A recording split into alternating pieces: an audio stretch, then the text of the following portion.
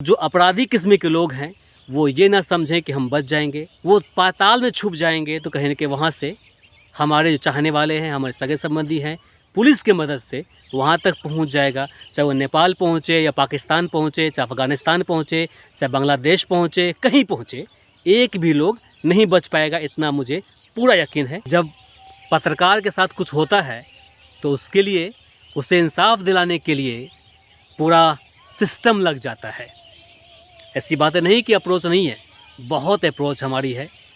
चाहे वो पुलिस प्रशासन में हो, चाहे वो मंत्रालय में हो, चाहे वो सेंटर में हो, पटना में हो, दिल्ली में हो, हर जगह जो मुख्य जगह है, हर जगह कहीं ना कहीं हम लोग का अप्रोच होता है, पहुंच होता है। नमस्कार, सलाम।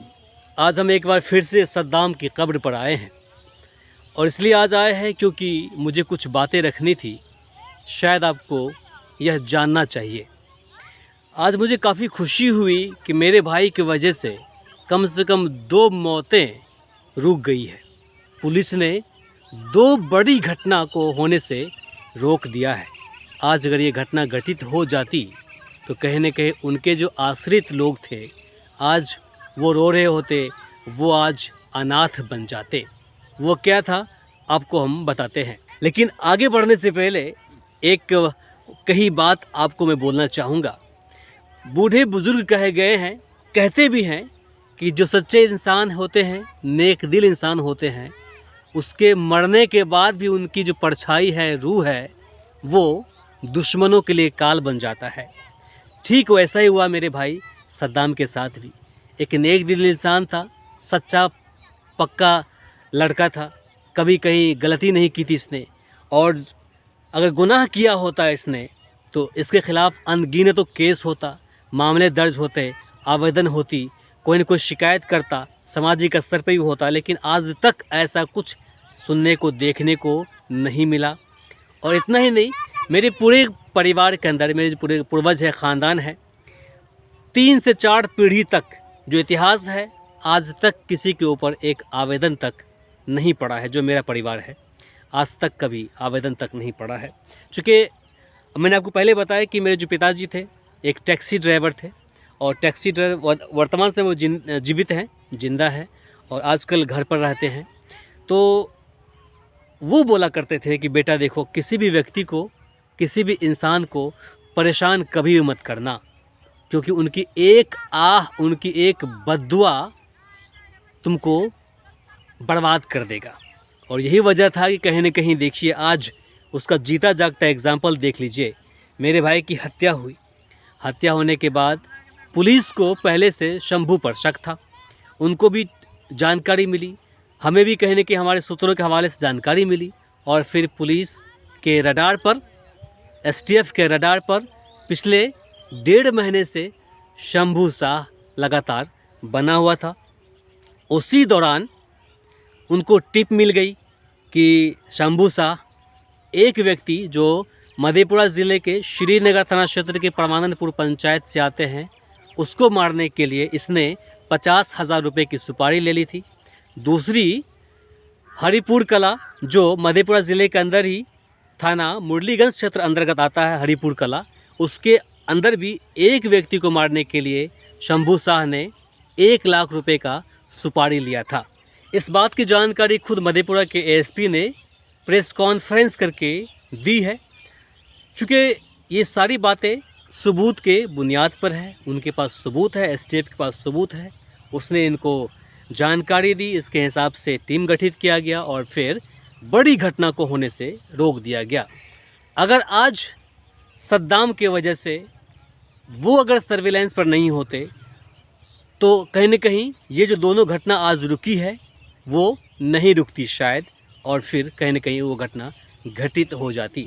इसलिए जो बूढ़े पुरान लोग कहे गए थे कि देखो, जो सच्चे लोग होते हैं, इंसान लोग होते हैं, उनके मरने के बाद भी उसकी परछाई है, वो दुश्मनों के लिए काल बन जाता है।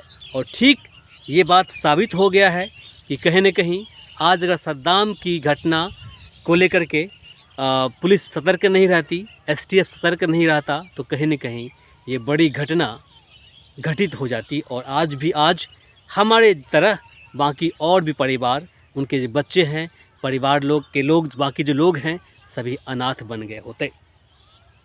इसके लिए हम एसटीएफ को तहे दिल से उसकी शुक्रिया अदा करते हैं। साथ ही जदिया थाना के जो थाना प्रभारी हैं राजीव जी हैं, बाकी डीएसपी त्रिवेणीगंज हैं। उसके बाद श्रीनगर थाना के जो थाना अध्यक्ष रविश रंजन जी हैं, मुरलीगंज थाना के जो थाना अध्यक्ष रणवीर कुमार जी हैं, साथ ही मधेपुरा की जो पुलिस प्रशासन वरीय अधिकारी एसपी साहब हैं जिला सुपौल ज़िले के, और एसटीएफ की जो टीम है पटना की टीम है, उसको हम तहे दिल से शुक्रिया अदा करते हैं कि आपने कम से कम जो बड़ी घटना घटित होने वाली थी उसको आप सभी ने सूझबूझ के साथ टाल दिया।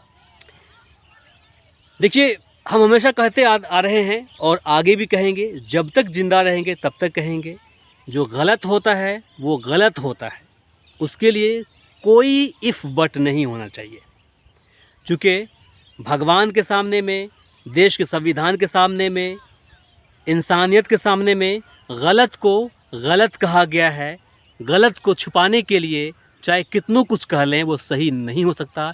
इसलिए जो गलत है वो गलत है और गलत का साथ कोई मत दीजिए, नहीं तो देश का संविधान कहता है कि जो गलत को जान करके छुपाता है उसको पनाह देता है, उसको हर तरफ से मदद करता है, वो उतने ही बड़े गुनाहगार हैं जितने कि एक अपराधी है।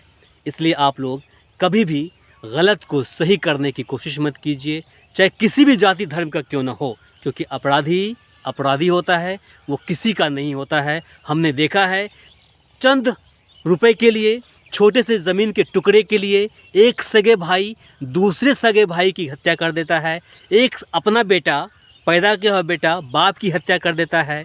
बहन की भाई की हत्या करवा देती है। पत्नी अपने पति का हत्या करवा देती है। इस देश में ऐसा होता रहा है, देश नहीं दुनिया में होता रहा है। सगे जितने भी हैं अपराध के सामने में सगे नहीं होता है। उनको लालच आ गया तो सगे को भी जान से मारने में उन लोगों को देरी नहीं लगती है। तो इसलिए कभी भी अपराध को आप लोग सपोर्ट ना करें। बाकी हमारे दर्शक लगातार मुझे और मेरे परिवार को लेकर चिंतित रहते हैं कि देखिए इमरान जी, आप तो हमेशा जो न्यूज़ कवर करते हैं सच दिखाते हैं और इस घटना के बाद आपके पीछे दुश्मन पड़ गया होगा, इसलिए आप बच के रहिएगा।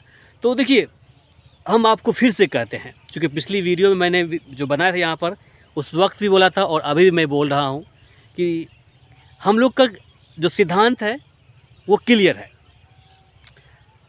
हमारे जो उलमाए कराम लोग हैं, जो पंडित लोग हैं, वो कहते हैं कि बेटे, जिस इंसान की या फिर जो बच्चा जन्म लेता है तो जन्म लेने से पहले ही उसकी मौत, उसका रिस्क, वो जो कब तक खाएगा, उसकी शादी सब पहले फिक्स हो जाती है।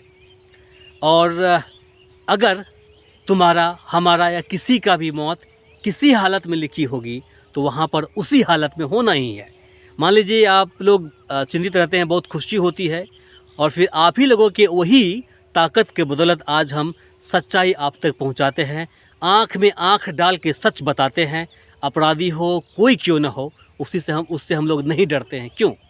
इसलिए क्योंकि हमें पता है अगर मेरी मौत किसी के हाथ लिखी होगी तो वो लिखी होगी। हम या दुनिया की कोई ताकत है वो टाल नहीं सकती। पुलिस प्रशासन हो चाहे कोई क्यों ना हो, उसे टाल नहीं सकता है। हाँ, अगर पहले जानकारी मिल जाती है तो वो सतर्क रहता है। बाकी जो मौत है वो बारहक है, मरना हर किसी को है। हमें पता नहीं था कि मेरा भाई, जिसकी उम्र यही कुछ 34-35 साल की थी, उनकी इतनी जल्दी मौत हो जाएगी और इस तरह से मौत हो जाएगी। हमें पता नहीं था कि वो मर गए। हमें पता नहीं था कि मेरी अम्मी इतनी जल्दी मर जाएंगी, लेकिन वो चली गई। तो हमने तो मौत को बहुत नज़दीक से देखा है और हम लोग हर रोज़ मौत को याद भी करते हैं। इस्लाम कहता है कि आप हर रोज़ मौत को याद कीजिए। मौत को याद करने से फ़ायदा क्या होगा बताते हैं। फ़ायदा ये होगा कि आप गुनाह करने से बचेंगे। आपको जब पता चल जाएगा कि हमारी मौत होने वाली है या फिर हम मरेंगे, तो हम गलत काम करने से बचेंगे। इसलिए बोला जाता है कि आप मौत को दिन रात याद किया करिए कि हमें मरना है। और जिस वक्त आपको ये पता चल जाएगा कि मरना है आपको, तो आप गलत काम नहीं करेंगे। और बात रही मेरी मौत की या फिर अपराधी द्वारा मारे जाने की, तो हमें फ़र्क नहीं पड़ता है। मेरे मरने से कुछ नहीं होता है, कुछ नहीं होगा। मैं मरूंगा, मेरे बाद मेरे बाकी लोग आएंगे, उसके बाद वो आएंगे, आवाज़ इस तरह से उठती रहेगी। और इसके अलावा अगर बात अगर इंसाफ की है तो मैं आपको बता दूं कि हमारे हज़ारों चाहने वाले ऐसे हैं जो मेरे लिए, मेरे परिवार के लिए अपनी जान निछावर करने को तैयार रहते हैं। ख़ास करके मेरे ख़ानदान के अंदर ही अगर हम जोड़ लेंगे उसको तो 100 से लेकर 150 में जो मेरे सगे संबंधी लोग हैं, सगे संबंधी मेरे अपने हैं, वो मेरे वजह से या मेरे लिए मरने मारने को तैयार रहते हैं। इन द सेंस कि मेरे लिए वो कुछ भी करने को तैयार रहते हैं।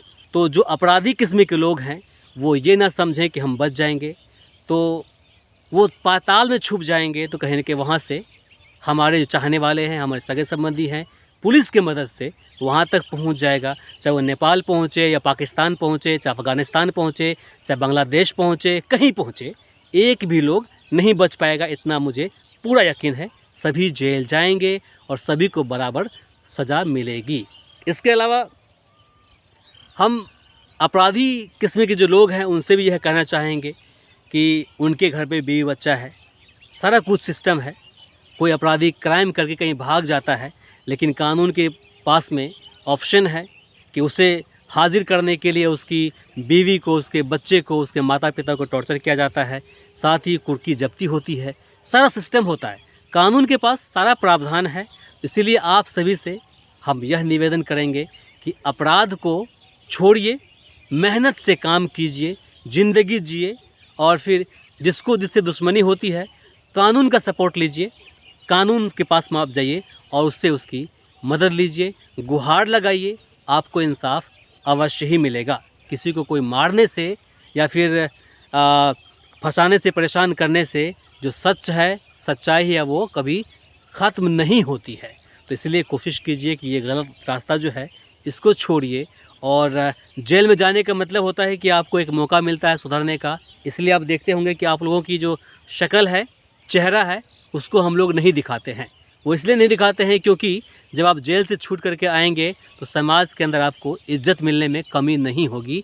इसलिए सुप्रीम कोर्ट कहता है कि ऐसे लोगों की आप शक्ल को ना दिखाएं। इसलिए हम लोग कोशिश करते हैं कि आपकी शक्ल को हम नहीं दिखाएंगे। बाकी सद्दाम के जो मुख्य कातिल हैं वो पुलिस के हत्थे चढ़ गया है। अब पुलिस सारी चीज़ें, जितनी जानकारी थी, हत्या से जुड़ी जानकारी इकट्ठा कर रही है और बहुत ही जल्द प्रेस कॉन्फ्रेंस भी होगी और जो भी जानकारी हम तक पहुंचेगी आप तक हम उसे लेकर के आएंगे। लेकिन आखिर में जाने से पहले मैं इतना ही बता दूंगा कि अपराधी चाहे कोई क्यों ना हो, कितने बड़े क्यों ना अपराधी हो, शातिर से शातिर अपराधी क्यों ना हो, वो पुलिस के हत्थे नहीं बच सकता है। और अगर इंसान चाह लेगा तो अपराधी पाताल में छुपा रहेगा तो उसको निकाल करके ही दम लेगा। और आपको पता ही है कि जब पत्रकार के साथ कुछ होता है तो उसके लिए, उसे इंसाफ दिलाने के लिए पूरा सिस्टम लग जाता है। ऐसी बातें नहीं कि अप्रोच नहीं है, बहुत अप्रोच हमारी है। चाहे वो पुलिस प्रशासन में हो, चाहे वो मंत्रालय में हो, चाहे वो सेंटर में हो, पटना में हो, दिल्ली में हो, हर जगह जो मुख्य जगह है, हर जगह कहीं ना कहीं हम लोग का अप्रोच होता है, पहुंच होता है। और फिर अपराधी किसी जगह क्यों न छुपा हो, वो एक दिन गिरफ्त में आ ही जाएगा, आ ही जाता है। बाकी आपको मेरा ये कवरेज कैसा लगा और फिर ये जो स्थिति है इससे आप किस प्रकार से अवगत हुए हैं, कमेंट बॉक्स में लिख करके ज़रूर बताएं। मेरे भाई सद्दाम और मेरी अम्मी, उसके लिए दुआ कीजिएगा कि अल्लाह ईश्वर जन्नत और स्वर्ग में स्थान दे। और फिर हमारे लिए भी जो दुआ कीजिएगा कि आपके लिए हम इसी प्रकार से जो सच है वो बात आप तक पहुंचाते रहे, निर्भीक होकर के पहुंचाते रहे, निडर होकर के पहुंचाते रहें। अब मुझे यहीं पर इजाज़त दीजिए। नमस्कार, शब बख़ैर।